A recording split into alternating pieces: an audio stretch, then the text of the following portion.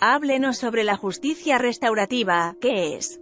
Es un tipo de justicia alternativa a la justicia penal tradicional. Su finalidad es restablecer los vínculos sociales destruidos como consecuencia de los delitos. Estos vínculos son entre víctimas y ofensores y entre estos y la sociedad. ¿En qué se diferencia de la justicia tradicional retributiva? En que pretende restaurar la convivencia entre las partes inmersas en un conflicto enfocándose en ambas como personas, no se enfoca en la violación a una norma abstracta penal, sino en restaurar las relaciones perdidas. ¿Qué identifica a la justicia restaurativa? Podemos señalar un conjunto de características por las que la podemos identificar. En ella se hace visible, por ejemplo, la aceptación de responsabilidad por parte del responsable del daño o del delito, la participación voluntaria, activa y consciente de los involucrados en el conflicto, la maleabilidad y adaptación a cada caso concreto, el restablecimiento de la dignidad de las partes involucradas y su reinserción en igualdad de condiciones, la generación de conciencia respecto del daño causado, la creación de fórmulas de reparación de los lazos humanos rotos entre las partes y con la sociedad, la necesidad de entender las causas reales que subyacen a todo tipo de conflicto, que a su vez es un derecho de toda comunidad. ¿Qué papel cumplen el arte, la cultura y el patrimonio cultural en la justicia restaurativa? El arte, la cultura y el patrimonio cultural contribuyen a la justicia restaurativa de varias maneras, por ejemplo, que facilitan la aceptación de responsabilidad por parte de los ofensores o de quienes han cometido los delitos, con un lenguaje acorde con sus costumbres o tradiciones. ¿Qué herramientas existen en nuestro país para reparar a las víctimas desde estos ámbitos? En nuestro país existe la Ley 1448 de 2011, donde consta que las víctimas tienen derecho a 5 medidas de reparación: la restitución, indemnización, rehabilitación, satisfacción y garantías de no repetición, en 5 dimensiones: individual, colectiva, material, moral y simbólica. La reparación con símbolos es una prestación que incluye 3 sujetos: víctima individual, víctima colectiva y conglomerado social. ¿Qué tan efectiva es la reparación simbólica? Este tipo de justicia sobre la que gira el libro publicado por la Universidad Externado, Reparación simbólica, jurisprudencia, cantos y tejidos, es efectiva porque atiende necesidades inmateriales, anímicas, incorpóreas,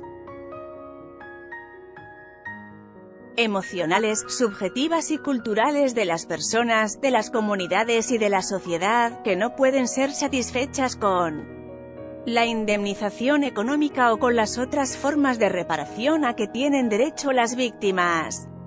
¿Cuál es el mecanismo más idóneo para reparar simbólicamente? Mostrar, evidenciar y amplificar los símbolos que ya existen en la sociedad, como los rituales de las comunidades, la música de las regiones, los colectivos urbanos de jóvenes, el teatro colectivo, el cine comunitario, obras de arte o cualquier manifestación cultural que tenga la capacidad de crear o recuperar la identidad o los lazos sociales rotos. También se habla del litigio artístico y del litigio estético.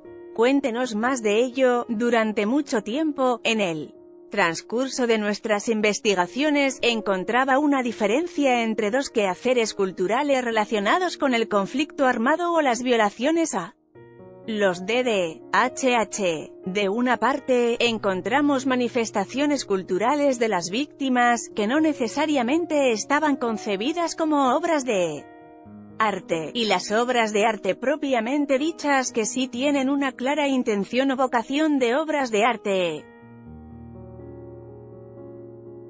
De aquí surgió la idea de diferenciar metodológicamente estos 2 campos culturales. ¿Qué entiende por litigio estético? Por litigio estético entendemos una exposición que emplea manifestaciones culturales o patrimonio cultural, declarado o no, como mecanismo para denunciar violaciones, demandar acciones o exigir derechos o necesidades propias de violaciones a los derechos humanos, y se caracteriza por 6 aspectos. Es propio de comunidades marginadas, incorpora tradiciones culturales, pretende la expansión cultural de acontecimientos reales, no se asocia con ideologías o ismos. Es un registro de los derechos violados y es una herramienta para la transformación social. En resumen, es una herramienta propia de las víctimas para visibilizar y luchar a través del patrimonio cultural frente a las graves violaciones a los derechos humanos. Y el litigio artístico. El litigio artístico es un conjunto o catálogo de obras o piezas de arte realizadas por artistas o de personas que tienen la expresa intención de crear obras de arte.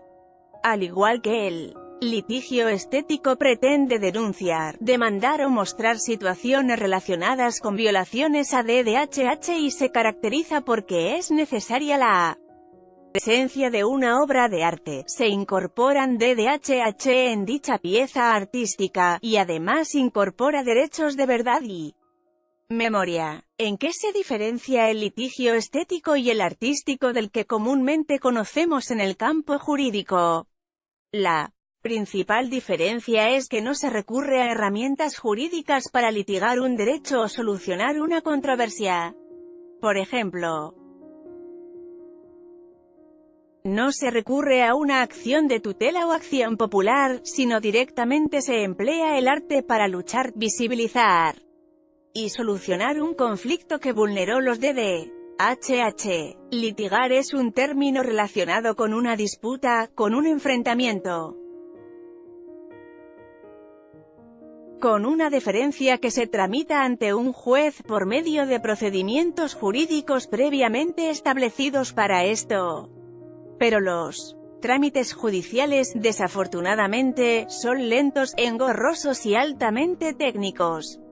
Los litigios artísticos y estéticos son procedimientos vivos, y si bien enfrenta y disputa derechos, lo hace ante la sociedad como juez para reclamar de ella la transformación que las víctimas apremian. Es una metáfora viva del litigio jurídico. También le puede interesar la verdad que aún nos debe la ley de justicia y paz.